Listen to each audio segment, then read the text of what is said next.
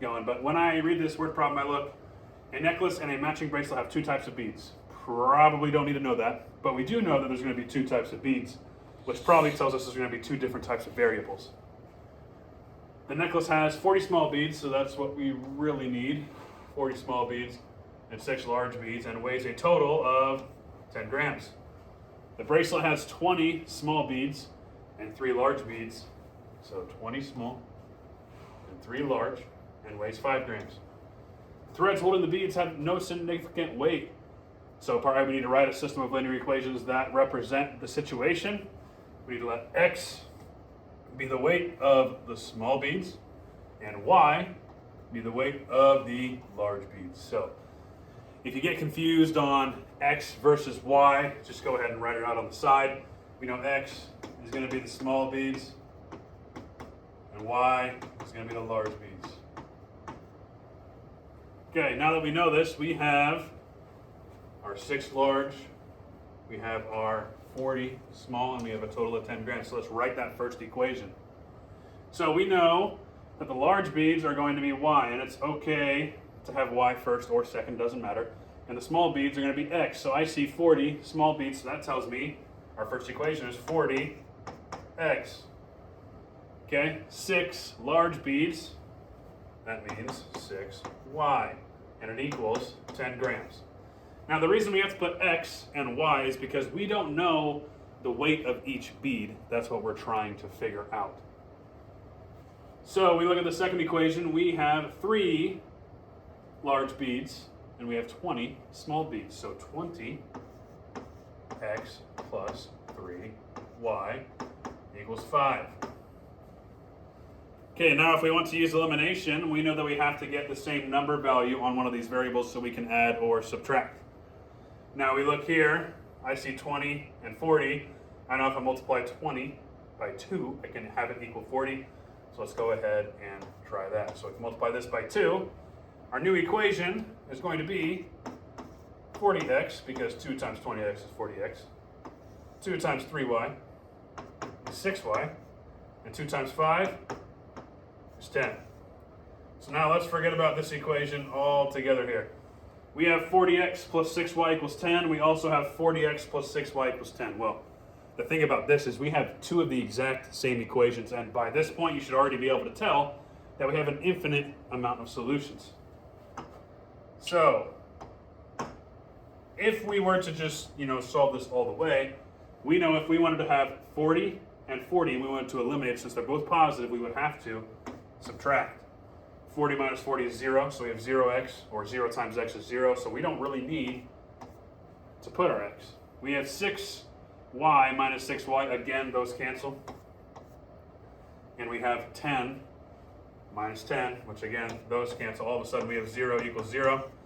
And you always just have to ask yourself when you get to the end, is that a true statement? Does 0 equal 0? And yes, that's true, which means we have an infinite amount of solutions. Now, when we look at this and we're talking about small and large beads and their weight and having an infinite amount of solutions, it's kind of hard to wrap your head around.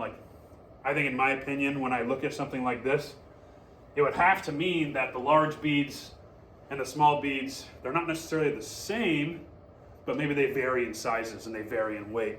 So we know that maybe they're handcrafted instead of factory made. They don't all weigh the same weight, which tells us that we have an infinite amount of solutions. Go ahead and make sure you have the correct answer, and then we'll move on.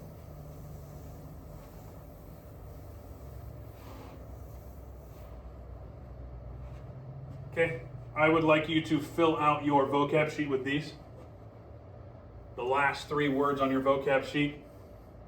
We know one solution obviously is where the lines intersect, but I want you to keep in mind that's where they intersect at one point.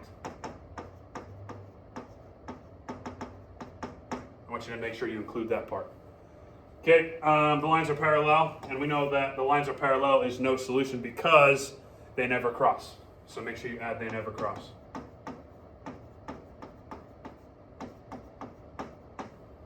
And finally, infinitely many solutions mean the lines are the same or the lines overlap. So we'll say they overlap, which tells us they are crossing infinitely amount of times across everything because the line goes on forever, right? Okay, if there's any questions on that, please ask me in class or email me. Okay, moving on down to example 1. Obviously, the title of this kind of gives it away. It's going to be a no solution. We have y equals 2x plus 1. We also have y equals 2x minus 5. Now, since we have both y's together, all we have to do is smash both equations together like a sandwich, with the equal sign being the peanut butter or the jelly, right? So let's just say 2x plus 1 is equal to 2x minus 5. I have a lot of students that come in and are confused when we have two y's by themselves or both equations in slope-intercept form. All we have to do to solve that system is just smash them together and solve it. So we obviously cannot combine like terms across the equal sign, because I mean that's like illegal in math. It's never going to work. So the only way to grab the 2x and put it on one side is by adding or subtracting. If we decided to divide instead, we are taking the 2 off and leaving the x behind. So we have to make sure we subtract, and since it's positive, we are going to subtract. So we'll subtract 2x from both sides. And you might want to draw the line if you want. That's completely up to you. But we see that both x's cancel. And immediately talking about linear equations in the past, we always assumed that this was just no solution, which in this case it is going to be no solution, but I want to emphasize that with systems, we have, let's just bring everything down, we have 1 equals negative 5. Obviously that's not true, so it's going to be no solution.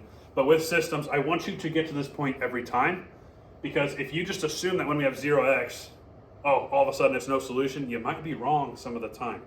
Make sure that this statement right here is not true. If it's not true, then it's no solution. If it is true, like if it was 1 equals 1, then it would be infinite solutions, right? So make sure you don't just assume once we get rid of our variable that it's no solution. Okay, example 2. Solving a system with infinitely many solutions. And like I said, the title kind of just gives it away, right? So we look here, we have both equations in standard form, which tells us that x and y are both on the same side. And that prompts me to immediately say I want to eliminate instead. And since I see 4 and 2, I know they're multiples of each other. 2 and 1 and 6 and 3. We already know what's going to happen. Let's multiply this top row by 2. Okay, so our new equation for the top row, 2 times the negative 2x is a negative 4x. 2 times y is 2y. And 2 times 3 is 6. Let's go ahead and bring this original equation over again as well. Negative 4x plus 2y equals 6. And like I said before, if you see this and we have two of the exact same equations, we automatically know it's going to be infinitely many solutions. However, you have to be careful here, because sometimes there might be a negative in there instead, or sometimes that 6 might be negative, or maybe the 4 is positive instead. You have to make sure you notice that they are the exact same throughout, because if they're not, you might have a problem. You might have one solution, you might have no solution. It kind of just depends. Okay, so if you're like me and you get a little bit of you get a little bit anxious about math, I like to solve everything until it's complete. That way I know for sure what the answer is. So I know here we have everything that's the same, so I'm going to subtract. Negative 4 minus a negative 4, which turns to a positive, is 0x, so that cancels. 2 minus 2, 0. 6 minus 6, 0. We have 0 equals 0, which tells us that's a true statement, and our answer is infinitely many solutions. Now remember, infinitely many solutions means that we can put any integer we want in for x or y, and it's always going to work. Okay, moving on. Maybe. There we go. I want you to go ahead and try the monitoring progress on your own. Numbers 1 through 4. Go ahead and pause the video, try it out. We're going to go over it. Okay, we look at number 1. I see 2 equations in standard form, which tells me that elimination most likely is probably going to be the easiest. I'm going to multiply the top by 2. Our new equation here is we have 2x plus 2y equals 6. I'm going to go ahead and just move this original equation to the bottom again. 2x plus 2y equals 6. I see that both equations are the exact same, or if we were to subtract, we'd have 0, 0, and 0. 0 equals 0. That is infinite. Okay, we look at number 2. I see a variable by itself, or I see an equation in slope-intercept form. That tells me substitution's probably going to be easier. Now, could you add the x over here and make them both in standard form? Yes, you could. I just don't like moving equations around because that's when I mess up, or sometimes that's maybe where you guys mess up. You forget that something's positive or negative by moving it across. Now, by all means, you have a choice here. You can add this x. We've talked about this before, right? But I'm going to take this equation, I'm going to plug it in for y. So we have 2x plus 2 times a negative x plus 3 equals 4. Now, when we distribute here, we have 2x minus 2x, which already tells us something's going to happen, plus 6 equals 4. We know 2x minus 2x is 0x. They cancel each other out. We are left with 6 equals 4. Is that a true or a false statement? Of course, that is false. So we have no solution. Now, some of you may want to finish this equation out here.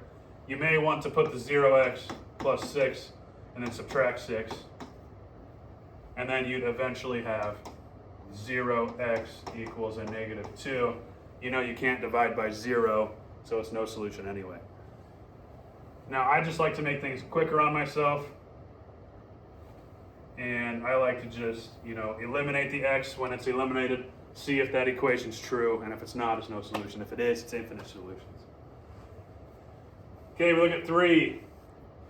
Now for 3, it's going to be one solution because when we decide to eliminate, we're going to subtract. The x's cancel. Y minus 2y is a negative y. 3 minus 4 is a negative 1. If we divide by our negative 1, y equals 1. All of a sudden we have an answer. That means we have to finish what we started. Since y equals 1, we can go ahead and plug that 1 in for one of these two equations. I'm going to plug it into the top because the top makes more sense. So we have x plus, we're taking y out, putting 1 in. We subtract 1, x equals 2. Your final answer here is 2, 1. So that's an example. Sometimes we will have one solution. Sometimes we'll have infinite solutions. Sometimes we'll have no solution. And finally, we look at number 4.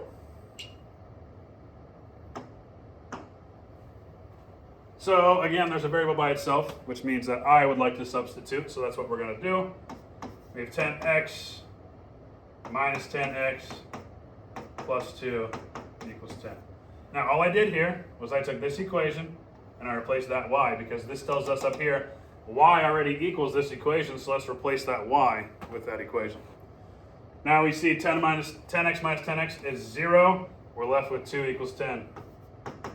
Is that a true statement, yes or no? Obviously, 2 does not equal 10, so we have no solution.